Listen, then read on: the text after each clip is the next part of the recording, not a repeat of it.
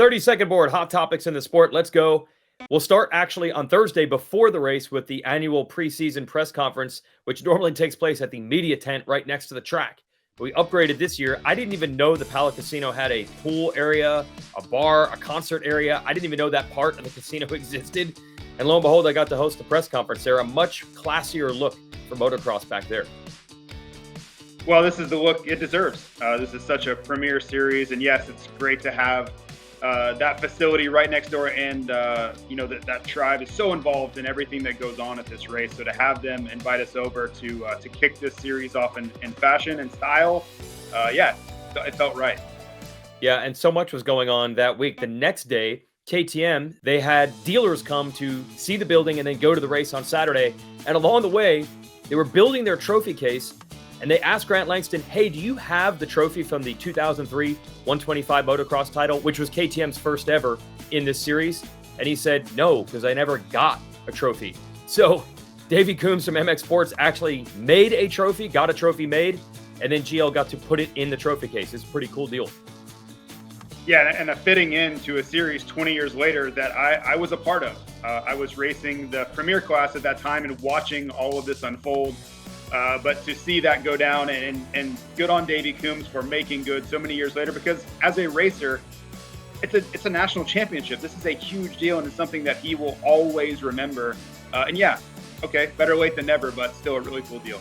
Yeah, the fitting part is that season ended with the final race being canceled and Langston getting a phone call saying he was champ. So the fact that he didn't have a trophy kind of did fit. So we're making rights for some wrongs from back then. And that might also happen here with the AMA Hall of Fame. They have been flooding it with motocross candidates as of late. They announced the nominees for 2023. Let's see, we got Travis Pastrana, Grant Langston, and Ryan Dungey on the list. That's a pretty cool group, but also shout out to Rita Coombs, who's my boss over there at Racer X, and Paul Schlegel. They were part of the founding of some very, very big events in the sport, including the Riddle-Ins, the amateur race. The Coombs family, of course, with now MX Sports running the motocross championship. So we'll see which of the five get in, but that's a pretty deserving group. Yeah, and I like how well-rounded it is. There's a little bit of everything. There's racers to founding promoters to icons like Rita Coombs and that entire family. So however, whatever your age is, whatever your perspective of the sport is or involvement, there's something here for you. And all of these are absolutely deserving, and I'm sure they'll all get in. There is not really a classification for what Travis Pastrana has done with motorcycling, but just get him in. He deserves it no matter how you want to slice everything he's done on motorcycles. Okay, now let's drill in a little bit deeper, actually literally in some ways, with the motocross championship. So we heard that the metal greats were going to replace the dirt start, and we saw it for the first time. What do you think of this move, JT? Well, they do have experience with the greats, but the interesting thing to me was that none of them had really any experience on this particular setup. And I got to speak with Jensen Hendler, who is the manager of Monster Yamaha Star Racing 250 side. And he said they had ordered a bunch of these, but they hadn't arrived yet. So it was a little bit of a guessing game, I think, for all of the teams, because the materials can be different. The perforation, the diameter, and the spacing, and all those things really matter as far as how much traction you get. I think all of them were experimenting on race day, which you hear about, but it's not ideal. They're trying different tires, they're trying different ECU settings. They can set the RPM range to a certain limit. So basically when a rider winds up, he shifts it into second gear and will hold the bike wide open. So that ECU, the ignition and all the things that are applying the power will only go to a certain range. And it takes the guessing game away from the racer. But on the engineering side, they don't necessarily know where that sweet spot is yet. So they were guessing. You saw Justin Cooper not get the starts that he's used to. So it'll be interesting to see as we move into round two, who's figured that out. Maybe those greats show up and they can get a bunch of starts in. But I think they learned a lot. And as the season progresses, you're going to see a little bit of that get sorted out. And I think the good starters will start to be the good starters again. We knew going into this 450 program this summer, especially with the Super Motocross World Championship at the end of the year and $5.5 million being on the line. And by the way, that doesn't just pay out to the winner or the champion, but it pays all the way through the 30-rider field in both the 250 and 450 classes. We knew there would be incentive for privateers to get as many points all season long as possible. Then we lose a lot of factory riders with injury in Monster Energy Supercross. So look at this, JT. It was a privateer day. 5 or 6 guys up front we expected. But in the 450 class, I'm looking at some of these names. Grant Harlan, 7th overall. And then our international contingent, Jose Butron, who I think you're familiar with from as a veteran of MXGP, the Spaniard in the top 10, Lorenzo Lacurcio in the top 10, Fred Noren, who's absolutely focused on this SMX playoff. Great days for those guys. Yeah, and it's not their fault that we've suffered some injuries late in the Monster Energy Supercross season. You can only race who lines up against you on Saturdays. But what I was thinking about post-race was typically we start the season very strong. Field's healthy, it's very deep, and it progressively gets weaker. I think maybe we have the inverse this year because of the run-up into the SMX playoffs, where a lot of these riders, if they entered the season hurt, maybe they would take off the end or not come back at all, where I think now you saw Cooper Webb come back. I think you'll see the return of Justin Barcia soon. Jason Anderson, I'm sure, wants to get back out there. And all of that is incentivized by all the money up for grabs. The more points they can earn in this Pro Motocross Championship, the better they will be set up for the SMX playoffs. And that is a huge deal. If you like money, which I know you do, Weege, this is a huge incentive to get back out there sooner rather than later. So we could have the exact opposite of what we see every other year, where it starts difficult and gets a little easier. Maybe we start easy and get a lot more difficult as we progress towards September in those playoffs. I think I like money. You're a guy that would fly to any country, anytime, any place, anywhere to make a buck on a motorcycle. So to just have to race in Charlotte, Chicago, and Los Angeles, it's going to be very simple for these guys. This is a really cool story. There was a crash in qualifying that we talked about quite a bit with Chase Sexton, but we didn't have the visuals. We didn't get it on camera with our television crew or any of the media that's shooting the race as well. So shout out to the Fireplug of our television truck, Doreen Murray, who will do anything to get the footage for replay. She actually walked over to where Sexton crashed, asked around if anyone happened to be shooting something on their cell phone. Somebody pointed out that an Italian who doesn't speak English, who was pitboarding, holding the sign for a rider, had shot it on its phone, and she got that shot, and that's why we have this Sexton clip. Random Italian guy who doesn't speak English got the shot. Yeah, I watched it live, and I immediately texted our producer, Chris Bond, back at the truck, hoping that we were going to be able to show this during the broadcast. And, you know, you could just feel the devastation that we didn't have it. And as you mentioned, Doreen saved the day. She went out and chased this down. It wasn't like somebody brought this over to the truck and said, hey, you might want this. She had to go search this out. And I really think it added to the context of the day, because in that first moto, Sexton just didn't look quite right. And I think had we not been able to show that crash and the heavy hit that he took, it wouldn't have translated as nicely. So yes, great shot. Thank you, Ignacio. Thank you, Doreen. I really think it added to the broadcast in the afternoon.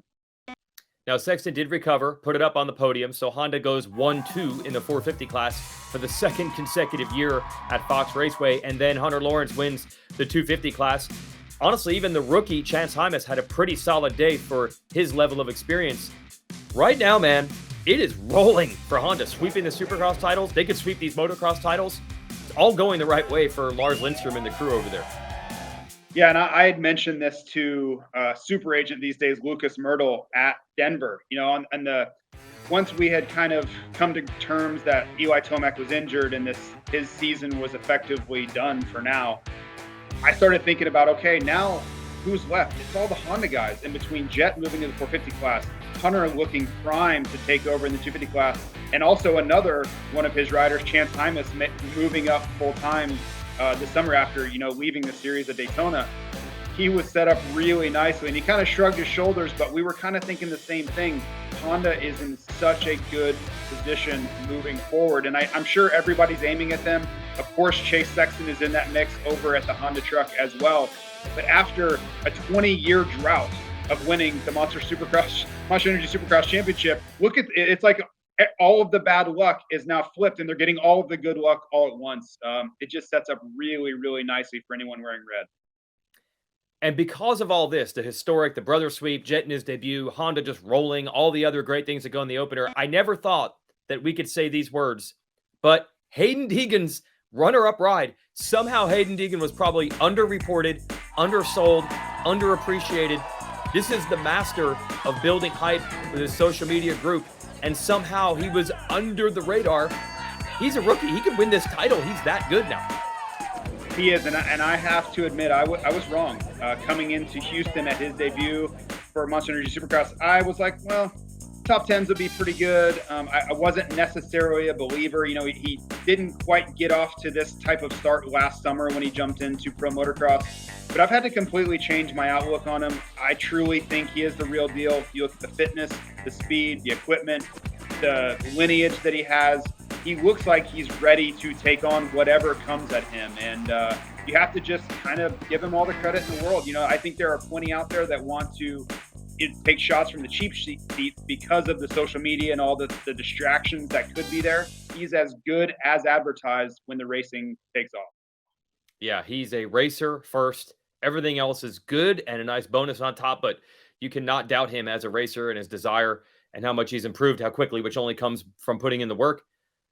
This is a really cool thing we announced this weekend. Road to Recovery has long been the charity of choice for the Pro Motocross Championship. The money goes to help injured riders, and they might have their largest donation ever. Credit to the longtime announcer the live announcer at Washougal, Brian Barnes, who's been collecting jerseys for something like 40 years. He's donating all 300 of his jerseys to Road to Recovery. Go to mxlocker.com and you can see those jerseys. There are some old school ones.